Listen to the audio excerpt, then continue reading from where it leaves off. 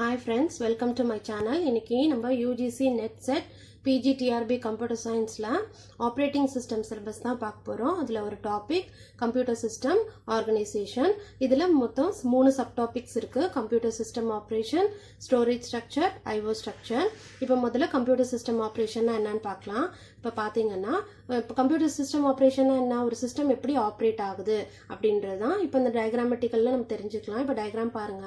இப்போ இதுல CPU இருக்கு, மானிட்டர் இருக்கு, மெமரி இருக்கு. இப்போ CPU மூலமா தான் எல்லா ப்ராசஸையும் நம்ம எக்ஸிக்யூட் பண்ண முடியும். அதை நம்மளுக்கு அவுட்புட் மானிட்டர் கொடுக்கும் இல்லையா. ஸோ அப்போ இதுல ரெண்டு இருக்கு இல்லையா, disk controller, USB controller. Disk கண்ட்ரோலர்னா டிஸ்க் யூஸ் பண்ணி நம்ம ஏதாவது டேட்டா டிரான்ஸ்ஃபர் பண்றோம் அப்படின்னா அதை கண்ட்ரோல் பண்றது டிஸ்க் கண்ட்ரோலரோட ப்ராசஸ். அடுத்தது USB கண்ட்ரோலர்னா இப்போ USB போர்ட் மூலியமா நம்ம வந்து என்ன டிவைஸை யூஸ் பண்றோம். இப்போ மவுஸ், கீபோர்ட், பிரிண்டர் 3 இருக்கு இல்லையா. இது எல்லாமே நம்ம USB கண்ட்ரோலர் மூலியமா தான் யூஸ் பண்ண முடியும். ஸோ இந்த ரெண்டு கண்ட்ரோலர் வந்து அந்தந்த டிவைஸை கண்ட்ரோல் பண்ணிப்பாங்க. இந்த CPU இந்த ரெண்டு கண்ட்ரோலர் பிளஸ் மானிட்டர் இது எல்லாத்துக்குமே டேட்டாவை நமக்கு மெமரி தான் ஷேர் பண்ணி கொடுக்கும். ஸோ இதுதான் இதோட ப்ராசஸ். ஒரு சிஸ்டம் எப்படி ஆப்ரேட் ஆகும் அப்படின்றது தான் இந்த டயக்ராம்ல சொல்லியிருக்கேன். தியரட்டிக்கலா இப்ப பார்க்கலாம். அடுத்தது பாத்தீங்கன்னா பாருங்க, இப்போ இந்த டயக்ராம்ல சொல்லியிருக்கிறது தான் நான் பாயிண்டா சொல்ல போறேன். இப்போ computer system consist of one or more CPUs. இப்போ ஒரு சிஸ்டம் இருந்ததுன்னா ஒன் ஆர் மோர் CPU இருக்கலாம், and number of device controller இருக்கலாம். டிஸ்க் கண்ட்ரோலர்லாம் இருக்கலாம், இல்லை மானிட்டர், தட் மீன் பிரிண்டர், இந்த மாதிரி டிவைசஸை கண்ட்ரோல் பண்ற டிவைஸ் கண்ட்ரோலராக இருக்கலாம். அடுத்தது it connected through a common bus. ஒரு காமன் பஸ் டோபாலஜி யூஸ் பண்ணி கனெக்ட் பண்ணியிருப்பாங்க. அது நம்மளுக்கு என்ன கொடுக்குது, அது எல்லாமே சேர்ந்து நம்ம மெமரியை ஷேர் பண்ணிக்கும். ஸோ அதுதான் ஃபர்ஸ்ட் பாயிண்ட்ல இருக்கு. கம்ப்யூட்டர் சிஸ்டம்னா நிறைய CPUs இருக்கலாம், டிவைஸ் கண்ட்ரோலர்ஸ் இருக்கலாம். அது எல்லாத்தையும் நம்ம காமன் பஸ் மூலியமா கனெக்ட் பண்ணிருக்கலாம். அது எல்லாமே மெமரியை ஷேர் பண்ணிக்கும். ஒரு டிவைஸ் கண்ட்ரோலர் தான் நம்மளுக்கு இங்க இன்சார்ஜா செயல்படுவாங்க. அதாவது எத்தனை டைப் ஆஃப் டிவைசஸ் இருக்கோ அந்த டிவைஸ் எல்லாத்தையும் நம்ம டிவைஸ் கண்ட்ரோலர் தான் இன்சார்ஜா இருந்து அதை கண்ட்ரோல் பண்ணுவாங்க. இப்ப CPU அண்ட் டிவைஸ் கண்ட்ரோலர், இப்ப CPU டிவைஸ் கண்ட்ரோலரும் சேர்த்து can execute in parallel. CPU தனியா எக்ஸிக்யூட் ஆகலாம், டிவைஸ் கண்ட்ரோலரும் தனியா எக்ஸிக்யூட் ஆகும். So in parallel competing for memory cycle. Memory சைக்கிள்ல எவ்வளவு சைக்கிளிங் இருக்கோ, இப்போ மெமரியில எவ்வளவு டேட்டாஸ் இருக்கோ அந்த டேட்டாவை தனித்தனியாகவும் நம்மளால எடுத்து எக்ஸிக்யூட் பண்ணிக்க முடியும். So for a computer to start running, அதாவது ரன் பண்றோம்னு வச்சுப்போம், அதாவது when it is powered or rebooted, அதாவது ஸ்டார்ட் பண்றோம் அப்படி இல்லைன்னா ரீபூட் பண்றோம் அப்படின்னா இட் நீட்ஸ், இதுக்கு ஒரு விஷயம் முக்கியமா தேவை. என்னன்னு பார்த்தோம்னா இனிஷியல் ப்ரோக்ராம் டு ரன். அதை ரன் பண்றதுக்கு ஸ்டார்டிங் ஒரு இனிஷியல் ப்ரோக்ராம் தேவை.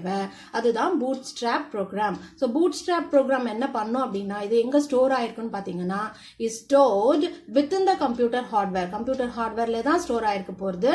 எங்க read one memory, read only memory or electrically erasable programmable read only memory. அதாவது EEPROM னு சொல்லுவோம் இல்லையா, இந்த ரெண்டு இடத்துல தான் நம்மளுக்கு இங்க பூட்ஸ்ட்ராப் ப்ரோக்ராம் ஸ்டோர் ஆயிருக்கும். அதை இன்னொரு பேர் எப்படி சொல்லலாம், firmware சொல்லலாம். நெக்ஸ்ட் இப்போ பூட்ஸ்ட்ராப் ப்ரோக்ராமை பொறுத்த வரைக்கும் என்ன பண்ணும் அப்படின்னு பாத்தீங்கன்னா, must know how to load the OS and how to start executing that system. அதாவது OS எப்படி லோட் ஆகணும், எப்படி அந்த சிஸ்டம் ஸ்டார்ட் ஆகணும் அப்படின்றது தான் பூட்ஸ்ட்ராப் ப்ரோக்ராமோட வேலை. ஸோ அப்போ நம்மளுக்கு என்ன தெரிஞ்சிருக்கணும், it must locate the OS kernel and load it into memory. So OS கர்னல்ல லொகேட் ஆயிருக்கணும், பிளஸ் மெமரியை லோட் பண்ணணும். Once the kernel is loaded, அதாவது ஒரு வாட்டி கர்னல் லோட் ஆயிடுச்சு, எக்ஸிக்யூட் ஸ்டார்ட் ஆயிடுச்சுன்னா அதுக்கப்புறம் அந்த பூட்ஸ்ட்ராப் ப்ரோக்ராம் என்ன பண்ணும்னா it can start providing services to the system and its user. சிஸ்டமுக்கும் சரி யூசருக்கும் சரி அது சர்வீசஸை ப்ரொவைட் பண்ண ஆரம்பிச்சிடும். ஸோ ஒரு ஈவெண்ட் அக்கர் ஆகுது, ஒரு சிக்னல் மூலியமா அந்த ஈவெண்ட் நம்மளுக்கு பாஸ் ஆகுது அப்படின்னா அதை தான் நம்ம இன்டரப்ட்னு சொல்லுவோம். இட் மேபி அது எய்தர் ஹார்ட்வேர்ல இருந்தும் வரலாம், இல்ல சாஃப்ட்வேர்ல இருந்தும் வரலாம். இப்ப ஹார்ட்வேர்ல இருந்து நம்மளுக்கு ஒரு ஈவெண்ட் ட்ரிகர் ஆகுது அப்படின்னா, அதாவது hardware may trigger and interrupt at any time by sending a signal to the CPU. CPUக்கு நம்ம ஒரு சிக்னலை சென்ட் பண்றோம் அப்படின்னா அது ஹார்ட்வேர்ல இருந்து ட்ரிகர் ஆகுறது. அது சிஸ்டம் பஸ், அதாவது பஸ் டோபாலஜி யூஸ் பண்ணி கூட நம்மளுக்கு இப்ப ஹார்ட்வேர்ல இருந்து ஒரு விஷயம் ட்ரிகர் ஆகுதுன்னா அது CPUக்கு சிக்னல் அனுப்புதுன்னு அர்த்தம். அதே சாஃப்ட்வேர்ல இருந்து ட்ரிகர் ஆகுதுன்னா software may trigger and interrupt by executing a special operation called system call. அதாவது சாஃப்ட்வேர் ஒரு ஈவென்ட் ட்ரிகர் ஆகுதுன்னா அதுக்கு ஒரு பர்டிகுலர் ஆபரேஷன் இருக்கும். அந்த ஆபரேஷன் பேர் தான் சிஸ்டம் கால். அதுக்கு இன்னொரு பேரு மானிட்டர் கால். இப்போ ரெண்டாவது பாத்தீங்க அப்படின்னா ஸ்டோரேஜ் ஸ்ட்ரக்சர். ஸ்டோரேஜ் ஸ்ட்ரக்சர் அப்படின்னா என்னன்னா the CPU can load instruction only from memory. மெமரியில இருந்தா நம்மளால அந்த இன்ஸ்ட்ரக்ஷனை எடுத்துக்க முடியும். So any programs to run must be stored there. அப்ப CPU ஒரு இன்ஸ்ட்ரக்ஷனை எடுத்துக்கணும் அப்படின்னா நம்ம மெமரியில இருந்தா எடுத்துக்க முடியும். அப்ப எல்லா ப்ரோக்ராமும் எங்க ஸ்டோர் ஆயிருக்கணும், கரெக்டா அங்க மெமரியில ஸ்டோர் ஆயிருக்கணும். ஸோ ஜெனரல் பர்பஸ் கம்ப்யூட்டர்னு எடுத்துக்கிட்டோம் அப்படின்னா மோஸ்ட் ஆஃப் தட் ப்ரோக்ராம்ஸ் வந்து ரீரைட்டபிள் மெமரியில தான் இருக்கும். ஸோ அதுக்கு பேர் தான் மெயின் மெமரி. இன்னொரு பேர் ரேண்டம் ஆக்சஸ் மெமரின்னு சொல்லலாம், இல்லைன்னா ரேம்னு சொல்லலாம். ஓகேவா? So main memory is implemented in a semiconductor technology. இப்போ மெயின் மெமரி எப்படி இம்ப்ளிமெண்ட் பண்ணியிருப்பாங்கன்னா இந்த டெக்னாலஜி யூஸ் பண்ணி தான் இம்ப்ளிமெண்ட் பண்ணியிருப்போம். அதுக்கு இன்னொரு பேர் dynamic random access memory. So all forms of memory provided and array of bytes. மெமரியில இருக்கிற எல்லா விஷயமும் எப்படி நம்மளுக்கு ப்ரொவைட் பண்ணுவாங்கன்னா அரே ஆஃப் பைட்ஸாக தான். அப்போ ஒரு பைட்டுக்கும் அட்ரஸ் இருக்கும். So each byte has its own address. So இப்போ நம்ம அது கூட எப்படி இன்டராக்ட் பண்ணலாம் அப்படின்னா interaction through a sequence of load or store instruction. Load or store இந்த ரெண்டு இன்ஸ்ட்ரக்ஷனை வச்சு தான் நம்ம ஒரு பர்டிகுலர் மெமரி அட்ரஸை ஸ்பெசிஃபிக்கா சொல்ல முடியும். எப்படி சொல்லலாம் பாத்தீங்கன்னா இப்போ லோட் இன்ஸ்ட்ரக்ஷன் யூஸ் பண்றோம்னு வச்சுக்கோங்க. அது என்ன பண்ணும், இப்போ லோடுன்னு கொடுத்துட்டேன் அப்படின்னா moves a byte or word, பைட்டாவோ இல்ல வேர்டாவோ எங்கிருந்து மெயின் மெமரியிலேருந்து எடுத்துக்கிட்டு இன்டர்னல் ரிஜிஸ்டர்ல நம்மளுக்கு போகும், அதாவது லோட் ஆகும். இன்டர்னல் ரிஜிஸ்டர் சிபியூல இருக்க போகுது. ஸோ லோட் இன்ஸ்ட்ரக்ஷன் என்ன பண்ணுது, ஒரு பைட்டையோ இல்லை வேர்டையோ நம்ம மெயின் மெமரியிலேருந்து இன்டர்னல் ரிஜிஸ்டருக்கு லோட் பண்ணி கொடுக்கும். அதே ஸ்டோர் இன்ஸ்ட்ரக்ஷன் எடுத்துக்கிட்டோம்னா moves the content of register to main memory, அதாவது ரிஜிஸ்டர்லேருந்து மெயின் மெமரிக்கு மூவ் பண்றதுக்கு ஸ்டோர் இன்ஸ்ட்ரக்ஷன் யூஸ் ஆகும். இப்போ இங்கே இன்ஸ்ட்ரக்ஷன் ரிஜிஸ்டர்னு ஒன்று இருக்கும். அந்த இன்ஸ்ட்ரக்ஷன் ரிஜிஸ்டர் எதுக்காக அப்படின்னா fetches an instruction from memory stores in internal register.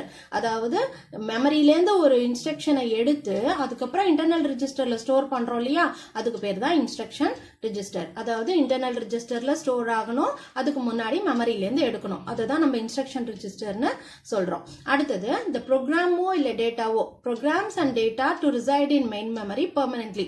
நார்மலா நம்மளுக்கு எல்லா விஷயமும் மெயின் மெமரியில ஸ்டோர் ஆகணும் அப்படின்றது தான் இல்லையா. ஆனா ரெண்டு ரீசன் இருக்கு அது மாதிரி பண்ண முடியாதுங்கிறதுக்கு. என்னன்னா main memory is too small to store all needed programs and data permanently. நம்மளால பெர்மனண்டா ஒரு விஷயத்தை ஸ்டோர் பண்ணணும்னா மெயின் மெமரி நம்மளுக்கு ரொம்ப சின்ன ஸ்பேஸ் தான் இருக்கும். அதாவது டூ ஸ்மாலா இருக்கிறதுனால நம்ம எல்லா விஷயத்தையும் அதுல ஸ்டோர் பண்ண முடியாது.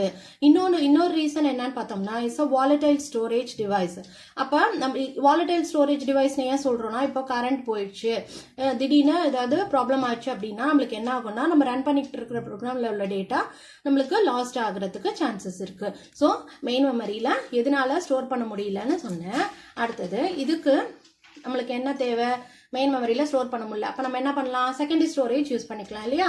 So the main requirement of secondary storage என்ன, எல்லா விஷயத்தையும் it hold all large quantities of data பெர்மனண்டா நம்ம ஸ்டோர் பண்ணி வச்சுக்கிறதுக்கு தான் செகண்டரி ஸ்டோரேஜ் யூஸ் பண்றோம். அடுத்தது செகண்டரி ஸ்டோரேஜ் டிவைஸ்னு எடுத்துக்கிட்டோம் அப்படின்னா மேக்னெட்டிக் டிஸ்க்னு சொல்லலாம். ஸோ இதை வந்து ப்ரோக்ராமையோ இல்லை டேட்டாவையோ நம்ம ஸ்டோரேஜ் பண்ணிக்க முடியும். மெயின் டிஃபரன்ஸ் என்னன்னு பாத்தீங்கன்னா எதை வச்சு நம்மளுக்கு இந்த ஸ்டோரேஜ் டிஃபரன்ஸ் பண்ணி காட்டுவாங்க அப்படின்னா அதோட ஸ்பீடு, அதோட காஸ்ட், அதோட சைஸ், அதோட வாலிட்டிலிட்டி, எப்படி வாலிடைலா இருக்கா நான் வாலிடைலா இருக்கா அதை வச்சுதான். இப்போ இந்த டயக்ராம் பார்த்தோம் அப்படின்னா இந்த டயக்ராம்ல நம்மளுக்கு இப்போ ஸ்டார்டிங்ல இருந்து கொடுத்துருக்காங்க இல்லையா, registers, cache, main memory, solid state disk, magnetic disk, optical disk, magnetic tapes, இந்த மாதிரி ஸ்டோரேஜ் ஸ்பேசஸ் இருக்கு.